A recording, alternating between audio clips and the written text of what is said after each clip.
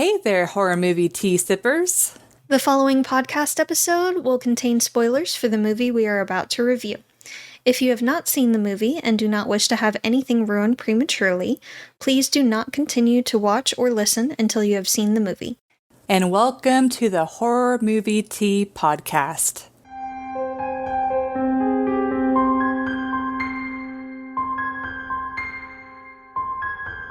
Today we are covering Ginger Snaps, which came out in 2000 and was requested by Bored Now or Keith. Thank you so much, Keith, for the request, and appreciate your patience since you mentioned it all the way back in July. Yeah, it's been a minute. Yep, but anyway. We have had a lot of requests. We've had a lot of requests. We are keeping busy. Yes, we are, and we appreciate it. Yes, it's been fun. That's why we've started having people vote on some upcoming months, because we're like, please. There's so many requests. We're like, here's a list. Which one do y'all want? Yeah, which one do you want first? But anyways, but before we go into the review, let's grab our cups and talk about tea. So I'm doing a repeat. I'm drinking the Plum Deluxe Garden Grove green tea. It's got green tea, jasmine flowers, rose petals, dried cherries, and vanilla essence. And I do want to just make mention that the affiliate link, if you're sick of us talking about the Garden Grove, if you still click on the link for this tea, you can still navigate to other parts tea on their site, and it will still help support the podcast because it puts a little cookie in your browser. Yeah. So I am also doing a repeat and drinking the Mystic Dragon Green Tea by the Spice and Tea Exchange in Gatlinburg, Tennessee. And it has Sencha and Dragonwell Green Tea, cornflower petal, strawberry, and rhubarb flavor. So nice and smooth green tea with lots of floral and sweet. Yes. It's very nice. Yes. But as always, thank you so much to Plum Deluxe for allowing us to continue to do what we love. And for our tea sippers, brew yourself a cup of tea, sit back, relax, and we hope you enjoy the review. So for the summary, once again, credit to IMDb. We will one day be creative enough to come up with our own summaries. Yeah. One day. We have a lot to record today. We weren't going to bother with it. Yeah. But two death-obsessed sisters outcast in their suburban neighborhood must deal with the tragic consequences when one of them is bitten by a deadly werewolf. Yeah, it's like, sometimes it kind of like... Bitten by a deadly werewolf? Yeah. I mean, I guess I mean deadly because it was killing dogs. I mean, it's obviously a dangerous animal. It's dangerous. But they could have just put werewolf. Yeah, see, this is why I try and reword what IMDb says, because sometimes the summaries you're like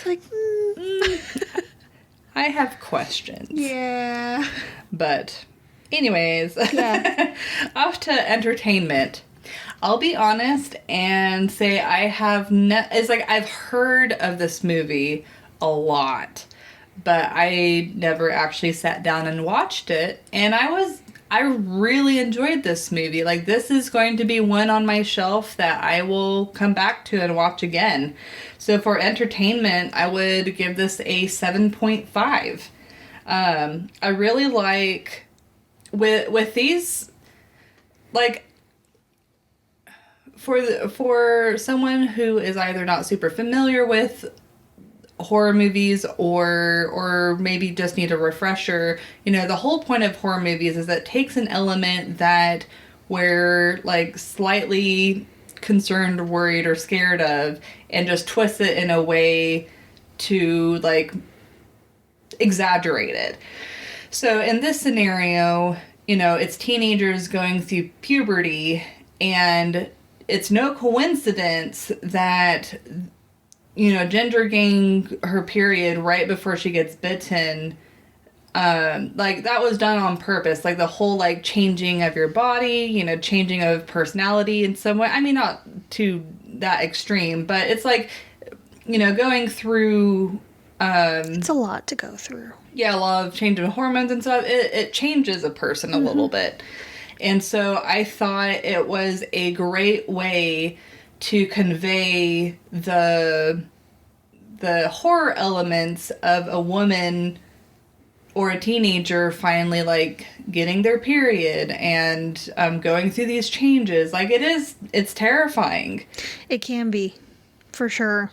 I mean, obviously some people have it more rough than others. Yeah. But it's like your body is changing. You don't know what's going to look like at the end. You literally just have to be like, well, I'm just gonna take it day by day. You kind of have to. Your body's flooded with hormones. Yeah. That you're not used to. So your emotions are all over the place. Your body's doing weird stuff. Yeah, and it's like a lot of like self-esteem issues can pop up because you're like, you know, I don't like my body, and which sometimes are even present before then. Yeah, and then it gets worse. It just gets compounded. Yeah, and then you have other, you know, girls that are, you know, judgmental, and because they're going through their own stuff, and they just have to shed their stress on you. But anyways, it's like I thought, like puberty's no joke. Yeah. Yeah, for everyone involved. Yes. Puberty is no joke. They do a good job of showing how certain relationships change too. Yeah, like honestly, whenever I watched this movie, since they were very heavily emphasizing like the period aspect or the PMS aspect, I was kind of watching it more from a coming to age type of movie. And yeah, the relationships changing, then her being more interested in boys, changing her clothes, all of that. A lot of shaving. A lot of shaving. Anyways, I thought that was so clever, and it was so refreshing to have. It's nice when there's horror movies like this that make the horror element a little bit more obvious on what it's supposed to represent. And honestly, I should have read up on the origins of werewolves, but it makes perfect sense to have it be a werewolf because it's something that happens once a month. It happens closer to the full moon, which, you know, PMS, it doesn't, you know, it's not like that. That has nothing to do with it. The phases of the moon have absolutely nothing to do with a woman's period. Yeah, but... just so you guys know.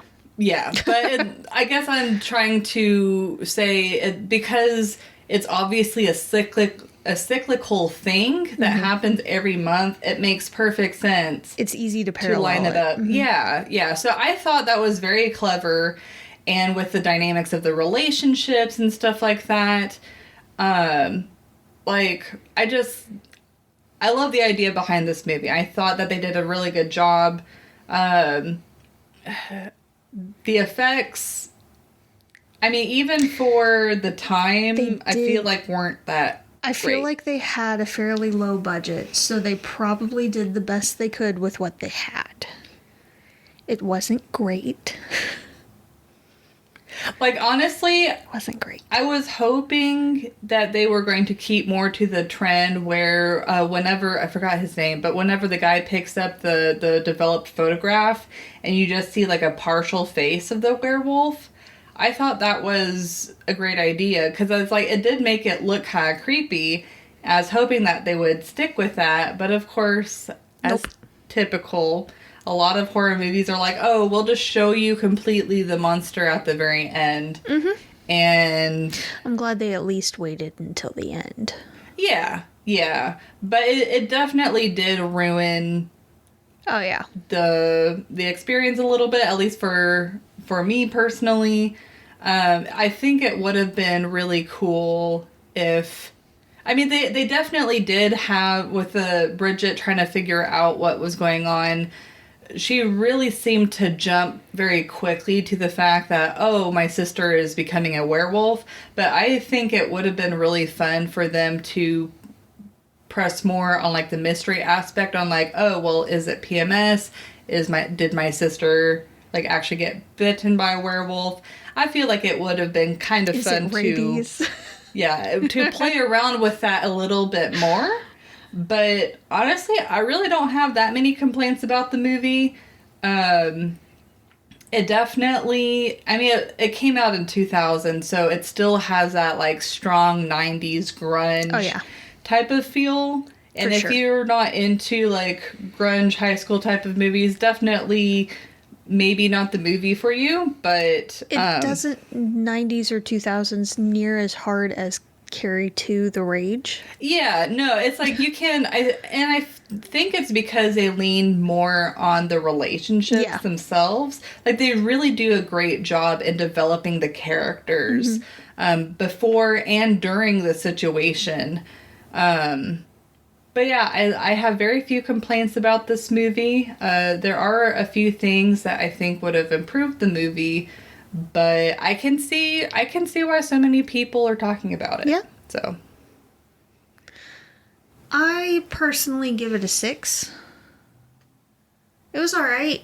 And I do like the coming of age aspect of it and the transitions that they show there and the how the relationships change. But I also count off quite a bit for all of the dog death, of which there were at least 5. I started keeping a tally. It was pretty gruesome, too. I started keeping a tally. Oh, my goodness. So, that was not okay. The effects and the props were not great. They weren't very good. Yeah. But I do appreciate certain aspects of it, and the story itself is interesting and engaging. I do like that as soon as they start the movie, they show the town name of Bailey Downs. And this was the first time we had seen this movie, so I recognized it from A Christmas Horror Story. And it wasn't a coincidence, I looked it up. The creators of this movie were also the creators of A Christmas Horror Story. And it was also referenced in Orphan Black, a TV series. Oh. That they worked on. So. Very cool. Yes. See, like, and honestly, so they all connect. I didn't even remember the name of the town from A Christmas Horror Story, but you telling me that makes it so cool that they will like. I remember connected. It because I remember William Shatner being the radio DJ and going Bailey Downs. Oh yeah. And he said it a few times, so I remember it with his voice in my head. Whenever I see Bailey Downs now, I just hear his voice in my head saying it. So it was cool to see that little connection there, just that little reference. And I can definitely see some similarities between this movie and A Christmas Horror Story. It has a lot of the same vibes, honestly. So I enjoyed that. But there's some other things, and especially the consistencies and other aspects of realism that just kind of keeps taking me out of the storytelling, which would otherwise be fairly engaging, bad effects or not. So it got knocked down a little bit. I wish that they had developed the relationship with the dad a little bit more, because he was always so quiet in the movie. And I know that happens sometimes, like one parent is super vocal and the other is just more of an introvert and kind of just hangs back and lets things unfold. When it talks about, like, with the mother specifically talking about, like, the girls going into womanhood or whatever, it's like, I can see the dad being uncomfortable. But he also, because he's so quiet, he's observing everything. And though some of the points he makes to the mom seem kind of harsh, they're also right on the mark. So I wish that he had engaged a little bit more in the story. Because he was so observant and everything, I feel like he could have probably even figured out some of what all was going on with the daughters and tried to help in any way he could. Because he seemed like kind of the strong silent type. So I feel like the girls were... They had basically put the mom in the enemy position. They had kind of cast her as more of a villain, and they were going through their rebellious things and all. And there's always some kind of tension with kids and their parents at some point. Yeah, it very much felt like they were going through the situation alone. Yes. Because it's like one of those things where it's like they socially isolated themselves, but then they also are going through a situation that they didn't feel like they could be understood in. And because they had already cast the mom in the villain type role, they didn't want to go to her with anything, and they only really talked to her when they were trying to cover something else up, generally. But the dad, at least, you would think they would ask some questions here and there. Or he would make just small comments or observations that would help open up conversation. Mm-hmm. So I feel like that part fell a little bit short, and I wish we could have seen a little bit more from the dad. But otherwise, it was a decent story. It's not going to be my go-to. I also did appreciate the two girls.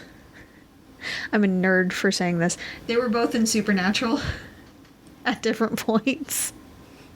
One of them, Bridget, was in there quite a bit.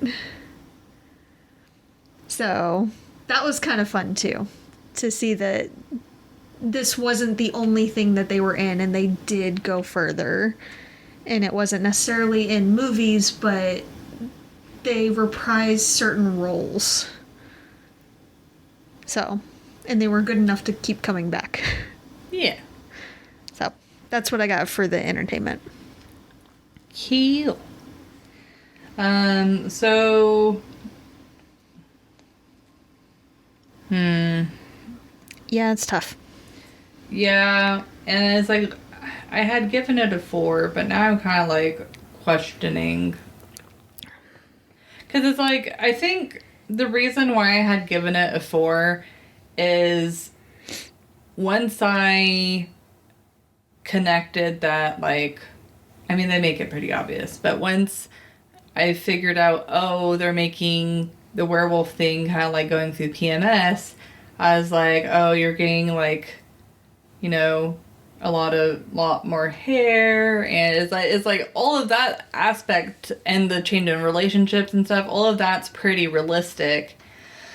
But it is really, one thing that absolutely did not make sense is the fact that they made the werewolf hairless, but they literally show her growing hair everywhere out of her body. It's like, and constantly shaving. Yeah, that didn't make any sense to me. Yeah. And honestly, I feel like if they had added hair to their werewolf, it would have made it a little bit more appealing. Mm-hmm. It's just kind of like it's like looking at a hairless mole rat or a hairless cat. It's just like you look at it and you're like, I know that's an animal, but it's not pleasant to look at. But this doesn't look quite right.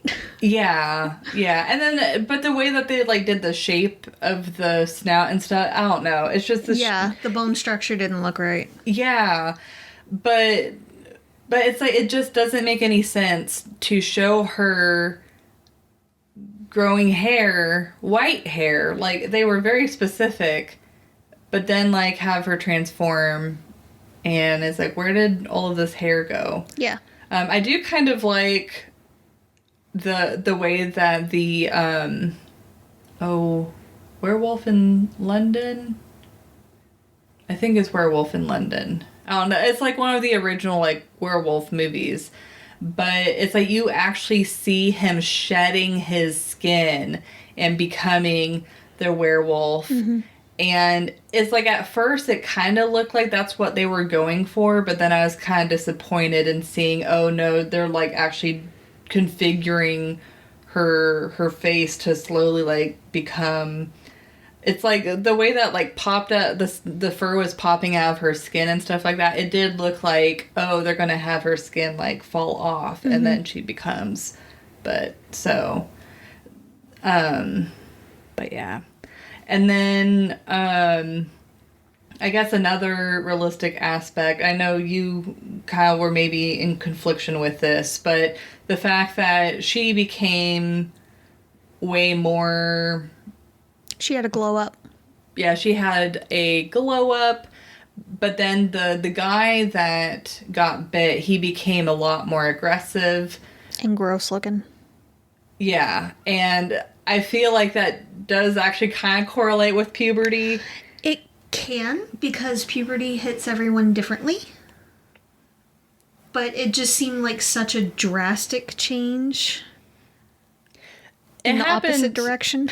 It happened very quickly, but it's like, because, you know, men, since they do have a lot more testosterone, I didn't have brothers, so I don't know this 100%, but at least to me, it makes sense that it's like with puberty, a man has more potential of becoming, like, aggressive and stuff because they have that extra. That wasn't the part that bugged me. It was visually how they showed him going through his transformation. It just seemed like such a 180 from the way she was going through the transition. Well, but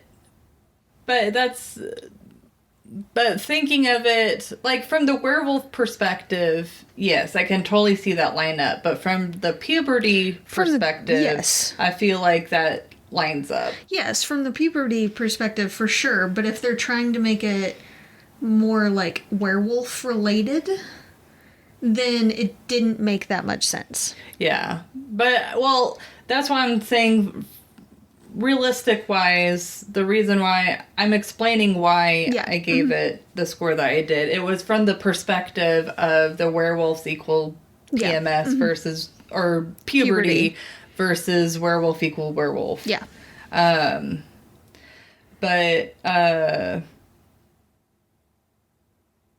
I did find it interesting that they gave the mom a different dynamic towards the end when she thought that her daughters had murdered somebody or murdered the dog. I forgot what she thought that they'd done, but she found the dad found 2 fingers. She said it was from one of their projects, but she realized no, it was from an actual body of one of their classmates, the missing girl.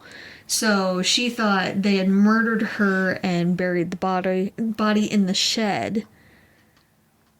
So out back. So while I can't see necessarily the majority of parents being like, oh, we're going to help you cover up a murder, I did find it realistic, the dynamics of like Mama Bear trying to like protect I could see her that. kids, and not with everyone, but I could see that. Yeah. But and she and the dad were clearly having issues, so when she was saying like leaving him behind, I could see that too. Yeah. Crappy as that would be. Yeah. But yeah, that is it's a very difficult one to rate for realism, because it's like you do have the two sides of the movie where it's like, are you trying, should we compare it to what it's supposed to represent, or are we going to compare it to like literal actual like werewolf lore and things? Like, I think it would have been cool if they like gave a little bit more information about werewolf lore, at least so that way they could flesh out what they were going off of in that particular universe. Yeah, because there's so many different pieces of lore regarding lycanthropes. There's so much. and a lot of it conflicts. So Yeah, but really the only other thing that I was like, like the guy, like Ginger trying to have sex with the older guy, luckily I felt like that was realistic for him to like try and decline her and then kind of, you know, kind of get more aggressive in his nose. And then, but the only thing that I was like, I don't know if I agree with that making sense is Bridget going to him to be like, oh, have you ever heard of a werewolf and stuff? Like, there wasn't really much context to show that he would even be much involved in that type of stuff. no, I can see her talking to him because he hit it with his vehicle. So he saw it. And he found her picture, so he knew that she had seen it too. So I can understand talking about it and then her finding out, oh, he's into this other stuff, so maybe we can figure it out together. Yeah, but it's like she was very upfront at first. Yeah, it was a big jump. But it could have been like a socially awkward thing. It could have like, been. It was unclear. Yeah. Yeah, but that's all I got for realism. I give it a 3. A little bit lower. Okay, not too bad. The effects were awful. Yeah. I feel like they could have found a better balance between the werewolf first puberty thing instead of such an extreme, especially on the guy. They didn't show much of the changes for the girl. Granted, a lot of it is more physiological. But there are some other things that girls go through as well that are physical, so for her to have a big glow up and all, that's not entirely accurate. It does happen for some, but not really for all. I do kind of find it funny, though, that her glow up was her going from baggy clothes to more tight-fitting clothes and then doing her hair. Like, It's so funny when movies are like, oh, we're going to make our actors look more pretty. Yeah. It's just like a and very they just subtle put thing. slight effort into their appearance. Yeah. But, yeah. Also, when they were playing, I think it was lacrosse.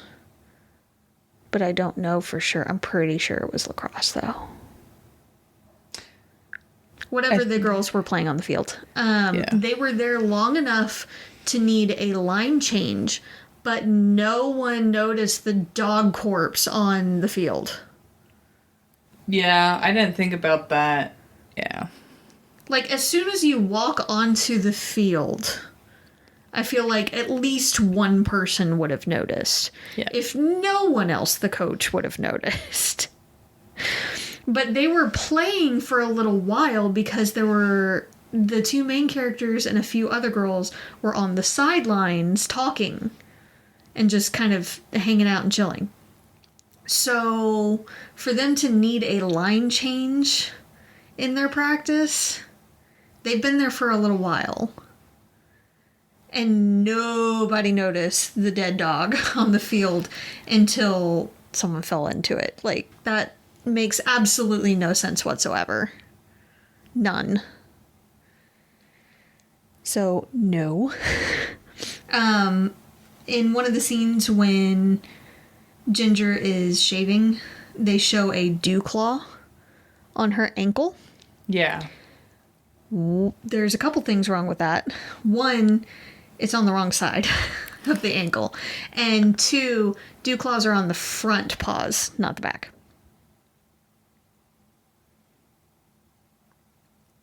Going off of the dogs that I've had all my life. Just saying. God, that's not the serum that they make. Oh, yeah. I'm just gonna call it a big fat nope. All round. I'm calling bull on the whole thing It's there. like, let's inject you directly with tea. Yeah, that they've created with rubbing alcohol. No. Yeah. So none of that makes sense. And even if it did, which it doesn't, the syringe dose changes from scene to scene every time. And the color changes all the time. Yeah.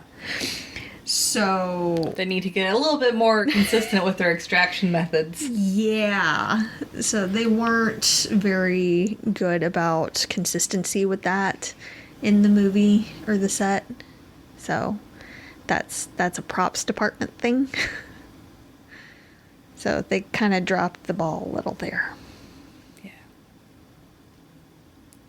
Yeah, and it's interesting because most often movies, they'll like take photographs of like sets and props, and just so they can try to get it as close as possible. Or positions of people, like if they have to cut off a scene and then like film it later, so that way they can get it as exact as possible whenever they have to go back and film. So they obviously either didn't do that or didn't care. Yeah. Or didn't have the time or budget to do so. It happens. It does. But this happened a lot in the movie, so... Yeah. Plus, I'd be very concerned about the safety. Yeah. Yeah, I'm pretty sure those needles were not sterile. And wasn't there one point where she stabbed multiple people with she stabbed like reuse the needle? Yeah. Pretty sure. Yeah. Yeah. It's not sanitary at all. And then the fact that like I can understand not having the needle covered when you're about to use it, but the fact that they're like carrying it around is like, this is fine.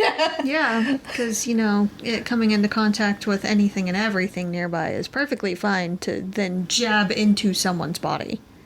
Yeah. That's fine. Like, I can understand the time sensitivity where it's like, oh, we'll worry about infections later. But it's like, if you're not careful at all, you can end up giving them a deadly enough infection that it won't be able to be treated. You're going to have a bigger problem. Yeah, at least attempt to be sterile about it. Yeah. But that's Ginger Snaps. Yeah, overall, I think... It's worth a watch, but... Yeah, like, I think it might not be everybody's cup of tea. Yeah. Like, it's more... I guess you could consider this more of, like, a feminist, like, subgenre type of... I mean, not necessarily, like, girl power, but more like a female-focused horror movie, which there's not, like, too many of those. There's a few. But, it's not like Destroy the Patriarchy kind of thing like the most recent Black Christmas was. Oh my god. Yeah, it's not obnoxious. Thank goodness. It's more subtle, like... Yeah, that was just painful. We will never forget that one. Oh my god. No matter how many years it's been. It made a strong impression for all the wrong reasons. Yeah. But, yeah. Yeah. But anyways, thank you so much for joining us today, and please comment on what you thought of the movie. If you'd like to recommend a movie, game, or tea and keep up to date with our content, you can find us on YouTube, Twitter, Instagram, Facebook, TikTok, and most places you listen to podcasts. And if you would like to give a movie suggestion or potentially vote at a later time on a movie, or keep up to date with our news, or just find a horror community for, movies, TV shows, and video games, we have a Discord, which we will also link. Yes. If you'd like to support the podcast, please subscribe, like, and share our content. If you'd like to support us monetarily, we do have a Teespring and a PayPal, or we have our affiliate link with Plum Deluxe available. It does not affect the price of the tea, it just allows us to continue to do what we love. And you can find all of the sites mentioned linked below, including Discord. And until the next time, guys, stay safe and stay spooky. Bye!